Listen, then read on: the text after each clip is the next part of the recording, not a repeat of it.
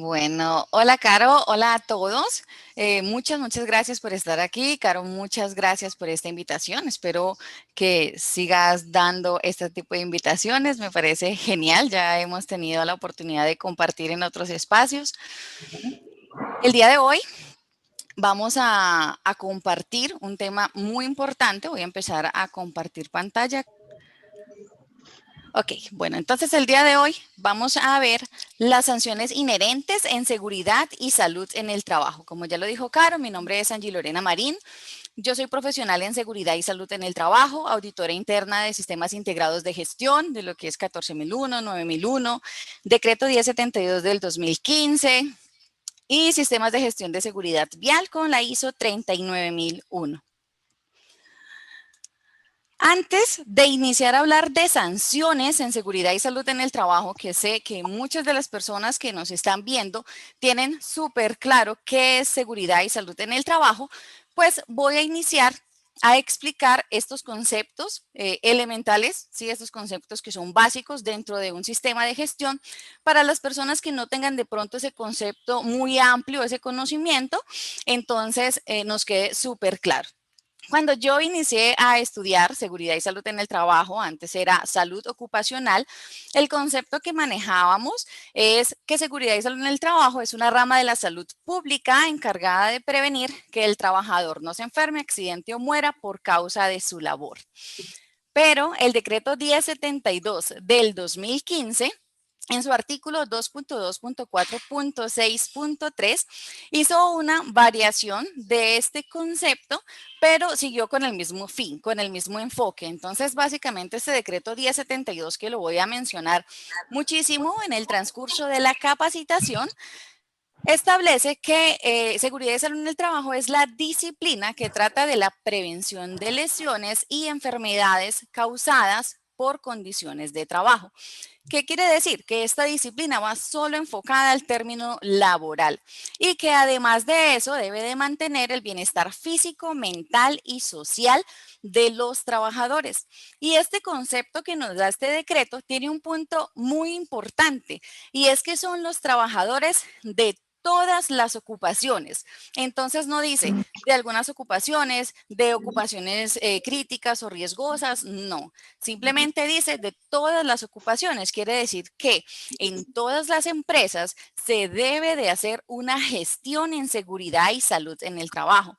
Lógicamente, aterrizado a la necesidad de cada organización.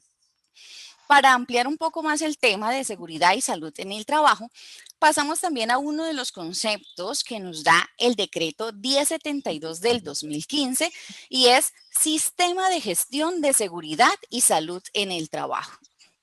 Les cuento que antes este sistema de gestión de seguridad y salud en el trabajo se llamaba Programa de Salud Ocupacional.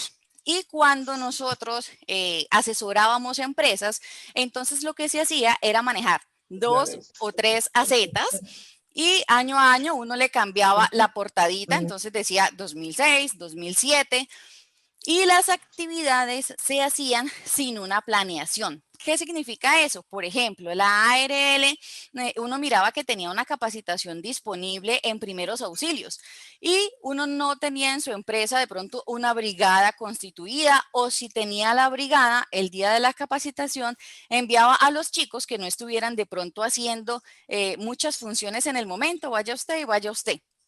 Cuando yo iba a capacitar empresas, yo me acuerdo una vez que iba a capacitar una empresa de Copast y fui y ese día no estaba el Copast. Y me dijeron, no están los de Copast porque tuvieron que ir a hacer una diligencia, pero están ellos, capacítelos a ellos. Y terminé yo dando una capacitación de Copast a unas personas que no eran del comité paritario. Por eso es tan importante que el sistema de gestión de seguridad y salud en el trabajo lleve un proceso lógico y por etapas basado en la mejora continua. Este proceso lógico y por etapas que nos habla el decreto 1072 es conforme al ciclo PHVA, planear, hacer, verificar y actuar. Y dentro de este decreto 1072 nos da una clasificación de esas etapas en 6 puntos. 6 puntos que si una empresa desarrolla estos 6 puntos, lógicamente con todo el contenido que nos da el decreto 1072 y además el resto de la normatividad legal vigente y aplicable, pues ya tendría estructurado su sistema de gestión de seguridad y salud en el trabajo. El primero de los puntos que nos da este decreto, ¿sí? O este concepto de sistema de gestión es la política. Esa política es el compromiso de la alta dirección. Es donde esa alta dirección que tiene la empresa establece su compromiso con la seguridad y salud en el trabajo. La resolución 0312 del 2019 nos da unos criterios específicos dentro de los estándares mínimos del contenido que debe de tener esta política. Nos dice, por ejemplo, la política debe de describir la naturaleza de la organización, debe de estar comprometida con la identificación de peligros y riesgos, con el objetivo de prevenir accidentes y enfermedades laborales, debe de cumplir con la normatividad legal vigente y aplicable a la organización, debe de disponer los recursos necesarios para que esta gestión se pueda desarrollar, ¿sí? Esta política debe estar fechada, firmada por el empleador, socializada a todo el personal y publicada en la organización. Entonces, este y otros requisitos debo de cumplir al pie de la letra y establecerlos en mi política de seguridad y salud en el trabajo. Otra de las etapas es la organización. En esta organización yo establezco qué es lo que debe hacer la empresa, qué documentos voy a manejar, empiezo a manejar un control documental. No es un sistema de gestión de calidad, porque es que a veces nos equivocamos y pensamos que el sistema de gestión debe de estar con los códigos y con las mismas marcas que manejamos en un sistema de gestión de calidad y resulta que no, dentro del sistema de gestión esta no es una exigencia, simplemente que el responsable del sistema sepa dónde ubicar sus documentos, sepa tenerlos disponibles en caso de una auditoría, de una revisión, que tenga un orden, que no solamente el responsable del sistema de gestión sea el que pueda encontrar los documentos, sino que tenga un procedimiento establecido de cómo los va a manejar. No tiene que ser nada complejo, pero sí algo claro, que si el responsable no está, pues otra persona que esté atendiendo a alguna entidad externa, pues pueda dar respuesta a un requisito. En esta organización también vamos a implementar nuestra matriz o vamos a documentar nuestra matriz legal. Estos son los requisitos legales vigentes y aplicables para cada organización. ¿Por qué yo tengo que establecer esta matriz legal? Pues porque ella es la que me va a dar las bases para yo mirar qué voy a planificar y qué voy a aplicar dentro de mi empresa. Entonces, si yo tengo una empresa que hace actividades en alturas, pues dentro de esta matriz legal tiene que ir todo lo correspondiente a esas actividades en alturas, ¿sí? Validar si lo estoy cumpliendo o no. Luego pasamos a un proceso de planificación. Como ya sé cuáles son los requisitos legales que le aplican a mi organización, ya tengo un control documental, ya sé qué procedimientos voy a usar, entonces en esta planificación yo establezco el plan de trabajo para desarrollar en el transcurso del año. ¿Sí? Yo establezco mi programa y mi plan de capacitaciones, establezco mi presupuesto. Cuando yo ya tenga ese plan, ¿sí? Que voy a desarrollar en el transcurso del año conforme a las necesidades que vi en la organización, es absolutamente necesario aplicarlo. Y esto, así suene muy lógico, no pasa en muchas oportunidades. Las empresas tienen procedimientos y no los aplican, tienen formatos y no los aplican, tienen matriz de riesgos y no las aplican. Entonces, para poder cumplir con ese ciclo PHBA, la etapa de la aplicación es fundamental. Es donde yo empiezo a hacer un seguimiento con una periodicidad que la empresa establece, que se recomienda obviamente que sea mensual, en el caso, por ejemplo, del plan de trabajo. Y empiezas a chulear o a marcar todas las actividades que vas desarrollando. En la aplicación, en el presupuesto, he observado algunos errores dentro de varias organizaciones y es, uno, que el presupuesto no está firmado por el empleador, lo ideal es que lo impriman y lo firme el empleador, y lo otro es que están colocando varias empresas, solamente el ejecutado y no el estimado, ¿sí? Y la idea del presupuesto es que a principio de año se coloque todo el estimado y en el transcurso del año pues se vaya colocando que se va ejecutando. Posterior a ello, pasamos a la etapa de la evaluación. Esta etapa de la evaluación hace auditorías o hace referencia a las auditorías y a los seguimientos. En el decreto 1072 del 2015, en el artículo que pueden observar ahí en sus pantallas. Angie, pero entonces, ¿quién hace esas auditorías? ¿Quién hace esos seguimientos? Bueno, los seguimientos pueden ser desde nuestro programa de inspecciones, desde las inspecciones que realizamos a la empresa, a las instalaciones en general, a los extintores, camillas, a los equipos, ¿sí? Desde esas inspecciones pueden sacar hallazgos o pueden identificarse hallazgos que tenemos que manejar ya en nuestra etapa de mejoramiento. Cuando nos hacen auditorías externas, puede ser una entidad como el Ministerio de Trabajo o un seguimiento por la ARL o que ustedes se vayan a certificar por el Consejo Colombiano de Seguridad o por Unicontec. Todos ellos nos pueden hacer unas auditorías. En esas auditorías se identifican hallazgos y la idea es que en la etapa del mejoramiento pues se manejen esos hallazgos. ¿Qué hago yo cuando estoy en esta etapa de mejoramiento en las empresas que asesoro? Yo manejo una matriz, que es un cuadro ahí que uní de varios cuadros, en el que la llamo matriz de ACPM, acciones correctivas, preventivas y de mejora. Y en esta matriz yo coloco absolutamente todos los hallazgos de todas las auditorías y de todos los seguimientos, ya sea de la ARL, ministerio, inspecciones, revisión por la dirección, es importante también. Y en este mejoramiento ustedes deben de colocar o debemos de colocar, uno es el hallazgo, lo otro es qué voy a hacer para corregir ese hallazgo. Y hay algo muy importante y es que las empresas tienen muchas actividades pendientes, pero no tienen un doliente, no tienen un responsable. Entonces, muchos cargos en la empresa saben que hay un doliente, saben que hay muchas actividades, pero como no han puesto el responsable, entonces las actividades siguen ahí pendientes. No, siempre que ustedes coloquen un hallazgo o una actividad pendiente, coloquen un responsable, una fecha de cumplimiento, ¿sí? Y además, previo a esa fecha de cumplimiento, yo recomiendo que antes de esa fecha coloquen una fecha de seguimiento.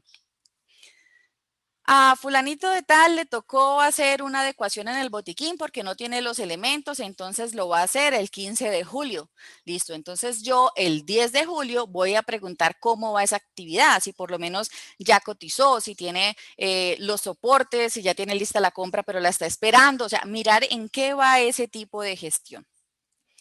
Si nosotros establecemos todas estas etapas dentro de nuestra empresa, esa es la estructura de nuestro sistema de gestión de seguridad y salud en el trabajo, lógicamente dándole una gestión y una mejora continua que hace referencia a la última de estas etapas.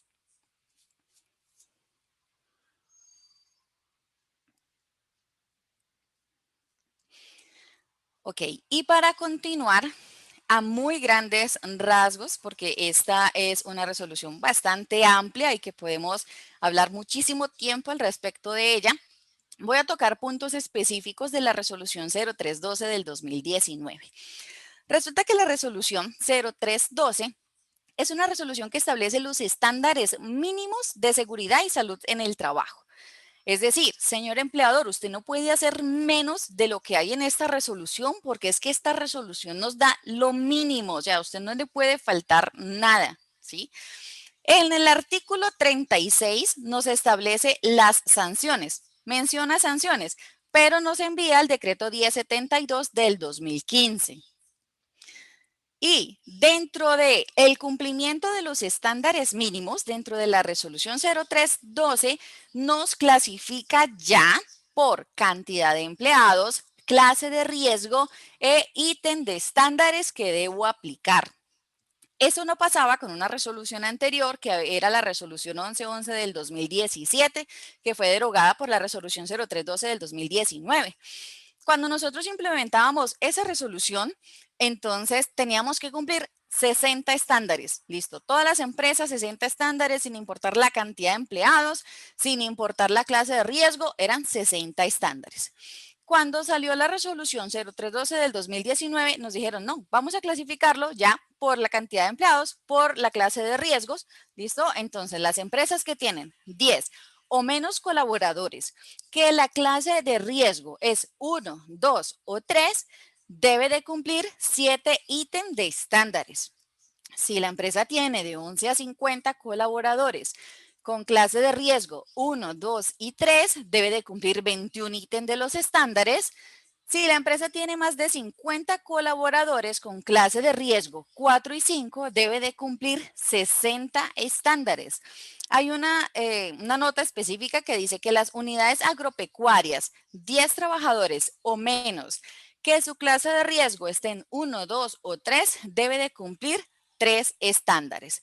Listo, entonces cuando salió esta resolución 0312 del 2019, a mí me llamaron en su momento 2 clientes y me dijeron, Angie, es muy chévere porque entonces ya no tenemos que cumplir los 60 estándares, sino que tenemos que cumplir 7 estándares o tenemos que cumplir 21 estándares porque la cantidad de empleados conforme a esta resolución pues establece eso. Ahí viene una nota aclaratoria muy importante y es que en el artículo 23 de las obligaciones del empleador o contratante establece que la implementación de los estándares mínimos establecidos en la presente resolución no exime a los empleadores del cumplimiento de las obligaciones y requisitos en otras normas del Sistema General de Riesgos Laborales. ¿Qué significa eso? Que no solamente son estándares mínimos. Sí, yo tengo que cumplir el resto de la normatividad legal vigente y aplicable para la organización, ¿sí? Lo mismo pasó cuando salió el decreto 1072. Entonces, las empresas decían, no, chéverísimo, porque entonces solo tenemos que cumplir el decreto 1072 del 2015 y ya no tenemos que cumplir más nada. Y resulta que no, el decreto 1072 lo que hace es compilar los decretos de seguridad y salud en el trabajo.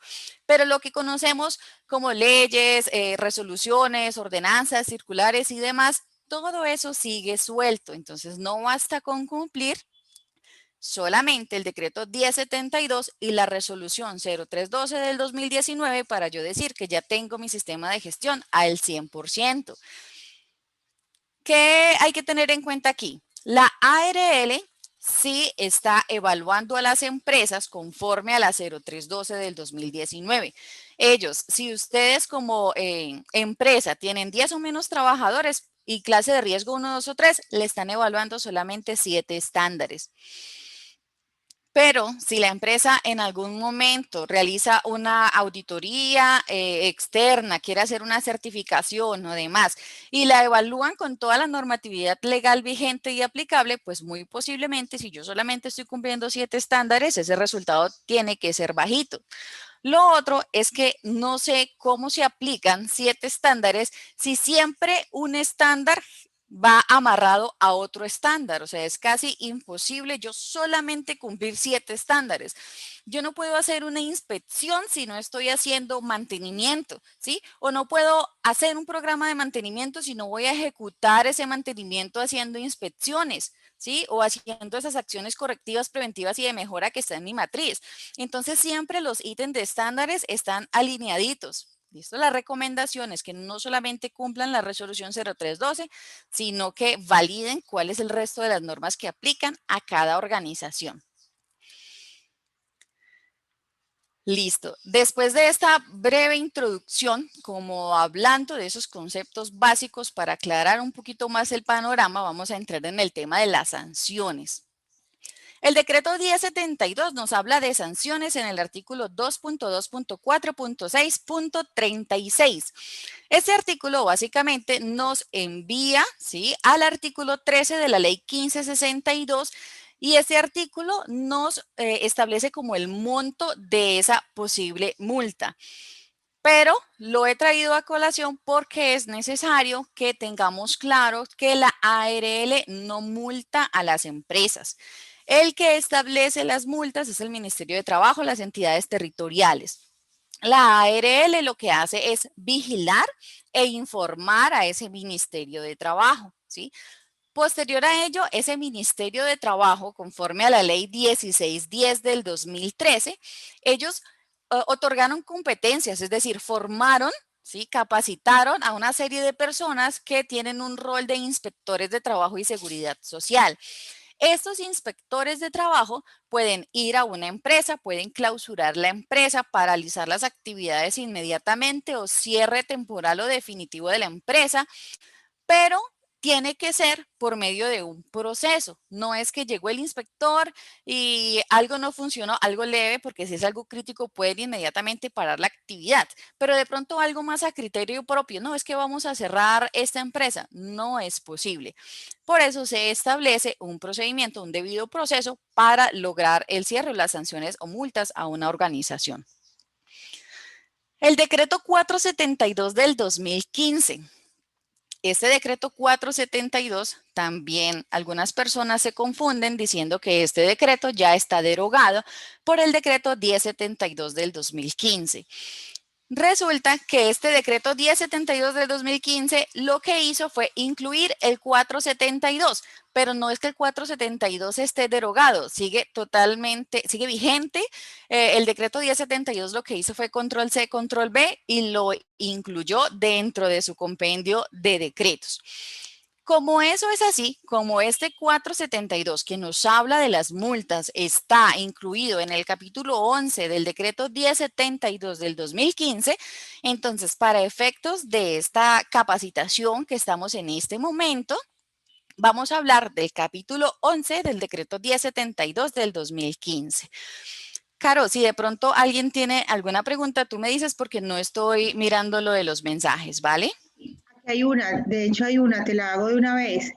Dale. Eh, Creo que no sé si es pregunta o es afirmación, pero Edwin dice, la ARL puede tener responsabilidad en caso de no cumplir con los planes establecidos en la estructura del plan de gestión.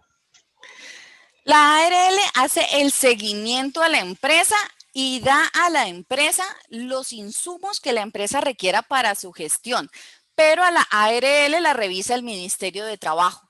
Listo, lo que pasa es que todo debe de ser debidamente probado. Si una empresa dice, mire, es que yo he enviado correos, es que he ido, aquí tengo los radicados, me los recibieron y demás, y la ARL definitivamente no brinda ninguna gestión, pues es la empresa quien puede presentar una queja a ese Ministerio de Trabajo respecto a la ARL. Ya, o sea que básicamente entonces es una responsabilidad compartida. Totalmente.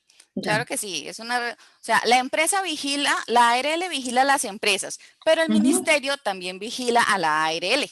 ¿Listo? Ya, Que cumpla con sus funciones y responsabilidades, porque es que ellos también tienen la obligación de guiar a sus empresas afiliadas. ok, listo. Gracias. Vale. Listo. Continuemos entonces con ese capítulo 11 que les dije del decreto 1072. En el primero de ese artículo, de ese capítulo 11, en el primer artículo nos establece los criterios para graduar las multas, ¿sí? Entonces ese es el objeto de este capítulo. Vamos a ver cómo se gradúan las multas, las garantías mínimas del debido proceso. Como les dije anteriormente, no puede ir un inspector de trabajo y a criterio personal decir, se cierra la organización 5 días, 7 días. No, tiene que ser todo establecido por la normatividad, por un procedimiento específico. También vamos a mirar las normas para clausurar ese lugar de trabajo, ¿sí? Y el campo de la aplicación, pues son esas actuaciones administrativas que pueden hacer esos inspectores de trabajo, y estos inspectores cuando van a desarrollar esa función de vigilancia, de inspección, de control a estas empresas, pues deben de tener en cuenta unos principios que están establecidos en el artículo 2.2.4.11.3 del decreto 1072 del 2015. Estos principios deben de seguirse conforme a la Constitución Política, al Código del Procedimiento Administrativo, Código de lo Contencioso Administrativo. Aquí mencioné algunos de los principios, son más, pueden mirarlos en el artículo que les tengo ahí frente a la pantalla o en sus pantallas, pero Normas de seguridad y salud en el trabajo. Ok, Listo, continuemos. tranquila, ya yo cerré, Listo. acaba de entrar. Perfecto, listo. Entonces, el debido proceso nos hace referencia a que las actuaciones de estos inspectores van de conformidad con las normas y los procedimientos. Ellos no pueden salirse de esas normas o procedimientos, manejar un criterio personal. No funciona así. Todo está debidamente establecido para que ellos también cumplan ese manual de funciones, esa normatividad que le corresponde. Está el principio de la igualdad. Este hace referencia a el mismo trato entre quienes, entre las personas y las instituciones. Pero aquí hay que tener en cuenta algo, que hay personas en las empresas que están en condición de debilidad manifiesta, ¿sí? Entonces, con esas personas pues tienen un trato, digamos, diferente a una persona que no tiene una debilidad manifiesta, ya sea en condición económica, física o mental. También tenemos el principio de la celeridad. Este hace referencia a los trámites de diligencia y que estos procesos no se dilaten de forma injustificada. La proporcionalidad y la razonabilidad hace referencia a que la sanción va conforme a la infracción o a la falta. ¿Sí? Esta proporcionalidad no puede ser para todas las empresas la misma sanción. No, es conforme a la falta que se haya establecido. Y la moralidad es que estos inspectores de trabajo, estos servidores públicos, están obligados a actuar con rectitud, con lealtad, con honestidad y demás. Criterios para graduar multas. Entonces, estos son los criterios que tienen los inspectores y que ha establecido el Ministerio de Trabajo para decir, ojo, si la empresa comete estos hechos, entonces podemos estar hablando de una sanción o una multa para esa organización. Uno es la reincidencia. Va la ARL a la empresa, establece el tema del seguimiento que hace la ARL, resulta que identifica varios hallazgos. La ARL da indicaciones a la empresa para que empiece a cerrar esos hallazgos. La ARL vuelve y ve los mismos hallazgos. La ARL avisa al Ministerio de Trabajo y el Ministerio puede graduar la multa para esa empresa por incumplimiento. Otro de los criterios es la resistencia u obstrucción de la investigación. Si el Ministerio de Trabajo está investigando un proceso dentro de la empresa de pronto esconde las pruebas, falsifica firmas, bueno, cualquiera de estos hechos que se puedan llegar a presentar, pues lógicamente también genera multas, medios fraudulentos para ocultar esta infracción. Entonces, resulta que el señor tuvo un accidente grave, un accidente mortal, y en el mismo momento la empresa llegó y adecuó todo para que se vieran unas condiciones buenas, ¿sí? Entonces, eso también es un criterio para la multa. Daño o peligro a los intereses jurídicos tutelados, que la empresa esté exponiendo la salud, la vida, la integridad de las personas, de sus empleados. La ausencia o deficiencia de prevención y promoción. Estas actividades de promoción y prevención son necesarias para las organizaciones, capacitaciones, actividades de medicina preventiva y del trabajo, vacunación, exámenes médicos ocupacionales y demás. Proporcionalidad conforme a la cantidad de empleados y activos. Vamos a ampliar, creo que es en la siguiente diapositiva, este criterio, porque a las empresas las multan conforme a el valor de sus activos y conforme a la cantidad de sus empleados. De eso se establece la cantidad de la multa. El incumplimiento de correctivos de ARL y Ministerio de Trabajo. Entonces fue la ARL o fue el Ministerio de Trabajo, le dijo, mire, señor empleador, usted tiene que hacer estas acciones para no cerrar la empresa, para no multarlo y demás. Ah, pero es que el señor no quiso hacer esos hallazgos o esos correctivos que dio la ARL. Entonces también cabe ahí una sanción. Y muerte del trabajador cuando se demuestre incumplimiento en ese requisito legal que debió haberse cumplido para poder prevenir esa muerte. Entonces, por ejemplo, suministros de elementos de protección personal, inducción a los colaboradores, haber establecido todas las condiciones pues para un desarrollo de un trabajo seguro. Esos son los criterios que nos establece este decreto. Para ampliar lo que les dije en el criterio anterior, la proporcionalidad y la razonabilidad. Esto va en cuantía de la sanción para los empleadores. El decreto 1072 nos la clasifica en conforme al tamaño de la empresa, al número de trabajadores, a los activos totales en números de salarios mínimos mensuales legales vigentes que tenga la organización. Si es un cumplimiento legal, si es un accidente de trabajo o si es un accidente de trabajo, pero que generó la muerte del colaborador. Para que entendamos un poco más este cuadro, voy a explicarles. Entonces dice microempresa. La microempresa generalmente tiene empleados hasta 10 colaboradores y sus activos totales conforme y en número de salarios mínimos mensuales legales vigentes son menor a 500. Si esta empresa tiene un incumplimiento, un requisito legal, pero esto no ha generado un accidente de trabajo, no ha generado una muerte de algún colaborador, la multa puede ir de 1 a 5 salarios mínimos. Si esta empresa, con esas mismas condiciones que les dije, microempresa, tiene un accidente en el que se demostró negligencia de este empleador, entonces la multa va de 1 a 20 salarios mínimos. Si en esta empresa se generó una muerte de un colaborador y se demuestra negligencia por parte de la dirección de ese empleador, la multa va desde 20 hasta los 24 salarios mínimos mensuales legales vigentes. Tengamos en cuenta que esto que les estoy diciendo es solamente dinero, pero más adelante vamos a ver el tema de los cierres definitivos y de los cierres por días de la empresa. Pequeña empresa, de 11 a 50 colaboradores. Los activos totales van de 501 a 5,000 salarios mínimos mensuales legales vigentes. Si esta empresa incumple un requisito legal, entonces la multa va de 6 hasta 20 salarios mínimos. Si esta empresa tiene un accidente en el que se demuestre que fue negligencia del empleador, va la multa de 21 a 50 salarios mínimos mensuales legales vigentes. Si en esta organización ese accidente grave, ese accidente fue mortal, la multa mínima es de 25 hasta 150 salarios mínimos legales mensuales vigentes. Mediana empresa generalmente son de 51 a 200 y el valor de los activos ya los mide este decreto en VT, que son de 100,000 a 610,000. En caso de un incumplimiento legal, de 21 hasta 100 salarios mínimos legales mensuales vigentes. En un accidente que se haya generado por incumplimiento, por negligencia del empleador, esta multa va de 21 hasta 100.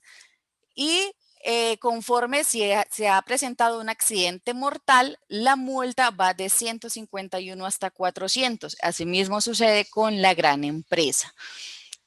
Debemos de tener en cuenta aquí algo y es que si no coincide esa cantidad de empleados que vemos ahí con los activos totales de la empresa, es decir, tenemos una empresa con 3 colaboradores, pero esa empresa en sus activos totales tiene muchísimos salarios mínimos legales mensuales vigentes, entonces 100,000 a 610,000 VT. Resulta que no se tienen en cuenta para las multas el número de trabajadores, sino la cantidad de activos totales en números de salarios mínimos legales mensuales vigentes.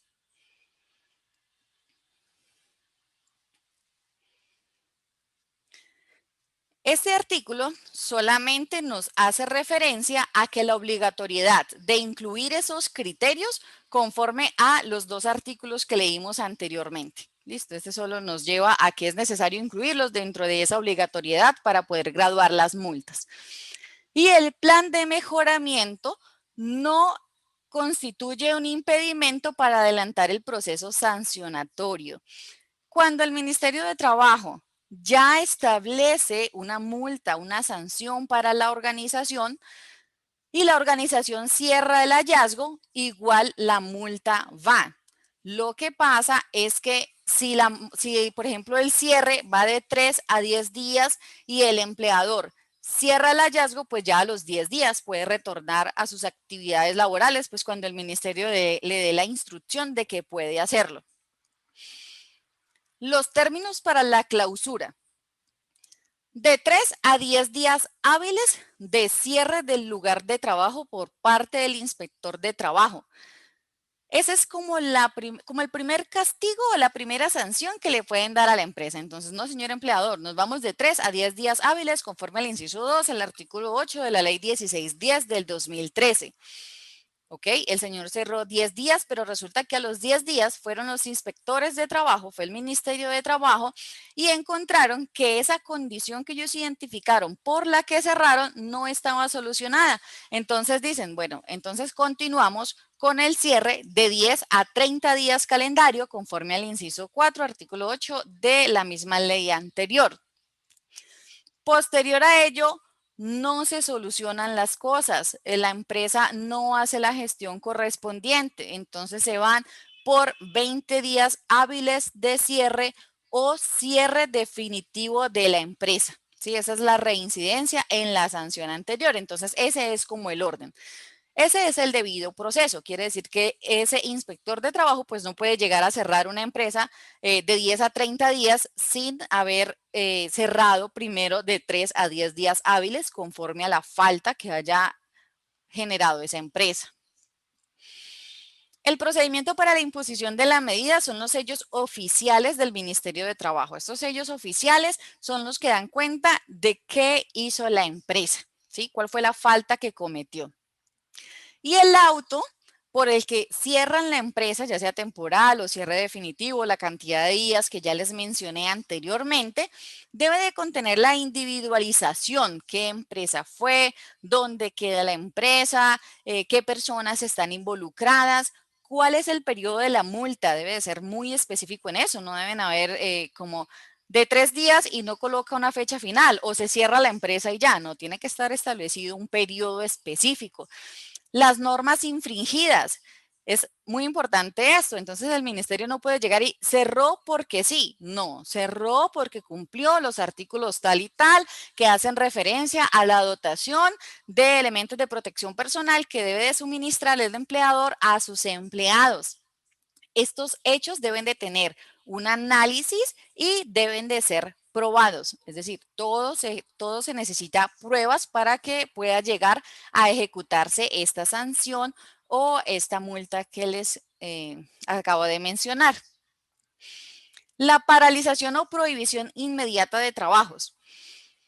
Cuando va un inspector a una empresa, y ese inspector identifica inmediatamente que la persona o que ese empleador está permitiendo que una persona esté expuesta a un riesgo grave e inminente, ¿sí? Que pueda generar un accidente grave o mortal, inmediatamente para la actividad.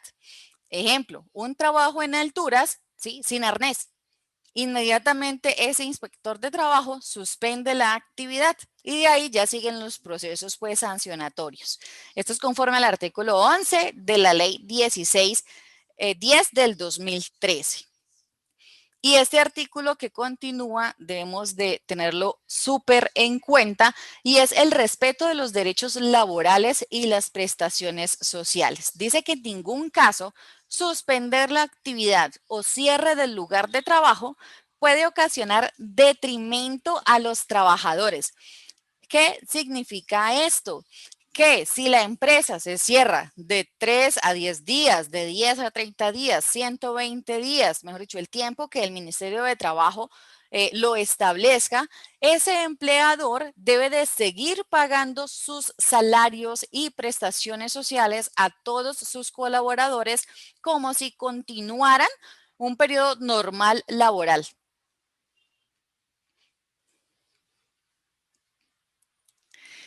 Bueno, ese es el tema de las sanciones que les quería compartir. Les agradezco mucho por su asistencia, por haber prestado atención. No sé si alguien tiene alguna pregunta. Bueno, si ustedes quieren, pueden abrir directamente el micrófono. Yo sí tengo por acá una pregunta me hicieron en el chat. Eh, Hablábamos de todas las empresas. ¿Qué pasa, por ejemplo, con la propiedad horizontal? Tienen que tener también este sistema. Claro que sí. De hecho, en este momento estoy asesorando unidades residenciales y ellos deben también tener el sistema de gestión de seguridad y salud en el trabajo. claramente va conforme, por ejemplo, en conformación de COPAST. Pues hombre, yo no puedo tener un COPAST en una empresa o en una unidad residencial, en una propiedad horizontal, si no cuento con 10 colaboradores. ¿Listo? Entonces voy a tener un vigía de seguridad y salud en el trabajo. ¿Sí? O Pero, si la... Dime. perdón, pero por ejemplo las unidades residenciales no tienen empleados, tienen, bueno, no son empleados Contratistas, propios, son exacto, son contratistas, correcto. contratistas. Entonces, estos contratistas yo tengo que intervenirlos dentro de mi sistema, es decir, tengo la obligación de capacitarlos, de contar con ellos, de validar que la empresa contratante de ellos, ¿sí? Les esté suministrando elementos de protección personal. ¿Ya? Entonces, tengo que hacer un sistema de gestión y todas las empresas tienen que hacerlo, pero es enfocado directamente a las necesidades de la empresa. Yo no puedo tener un COPAST en una unidad residencial que no tiene empleados, porque es que el COPAST lo voy a hacer con empleados de la empresa, ¿sí? Pero Ujú, sí necesito un responsable que sea el encargado de gestionar todas estas actividades de seguridad y salud en el trabajo. ujú. Ah, De hecho, ya. en la resolución 0312 yo puedo colocar perfectamente no aplica, ¿sí? Porque tengo la opción de cumple, no aplica. Pero cuando coloco no aplica, tengo que decir por qué. Ah, ¿por qué no tiene COPAS? Porque es que no tengo empleados. Ya, ok, Listo. entendido. Listo, no sé si hay más preguntas por acá. Pueden abrir micrófonos si lo tienen ahí pendiente. Yo quería aprovechar y sencillamente dar un comentario. Muchas gracias de verdad por la invitación, la charla. Definitivamente esto es un mundo mágico, digo porque yo también estoy entrando en este terreno, no digamos como la doctora que es experta, la que nos acaba de hacer la presentación, pero realmente uno se da cuenta de la importancia porque todo es una secuencia, todo es un proceso. Entonces cualquier descuido puede causar, porque uno cree y se enfoca únicamente en cumplir la norma, en cumplir el proceso, en llevar las actas, pero realmente detrás de esto hay una cantidad de temas o detalles que a veces se pueden pasar y muchas gracias por recordárnoslo para tenerlo aquí muy presente. Ya tomé aquí nota de cada uno de los artículos para revisarlos a la minucia. Muchas gracias. Qué bueno, Perfecto, muchas gracias. pues por acá abrió Luz, abrió el micrófono. ¿Tienes alguna pregunta, Luz Amalia?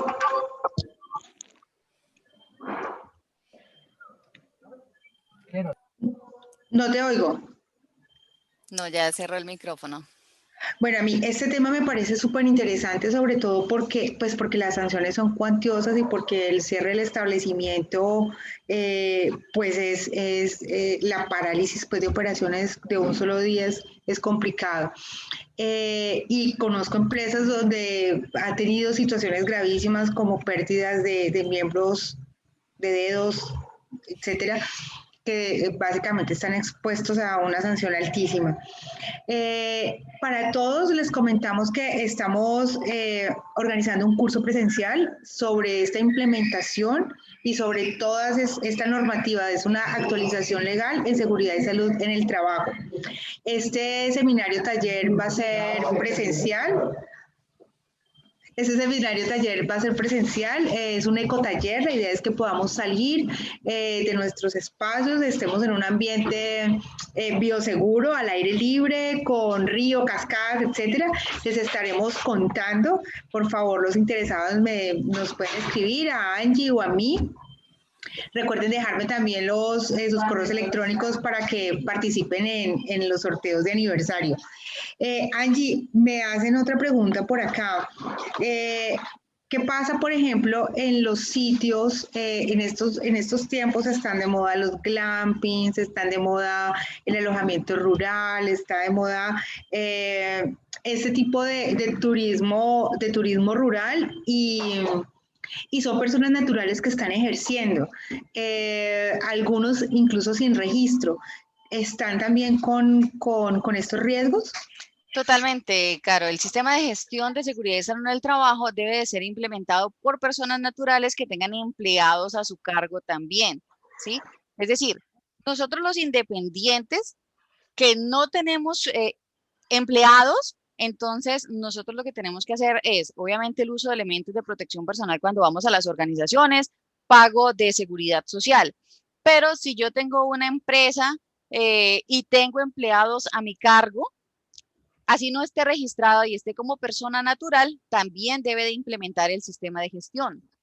¿Sí? ¿Por qué? Porque se puede presentar un accidente de trabajo, porque se puede presentar una enfermedad laboral, porque algunos de los que están ahí asistiendo quedarían en el rol de visitantes a la organización, entonces yo también tengo que controlar esos visitantes, ¿no? O sea, yo no puedo llegar y como persona porque me dio hoy armar un concierto o armar una actividad y no tener ningún control en caso de que alguien se me llegue a accidentar en esa actividad. Yo tengo que tener a mis visitantes totalmente controlados.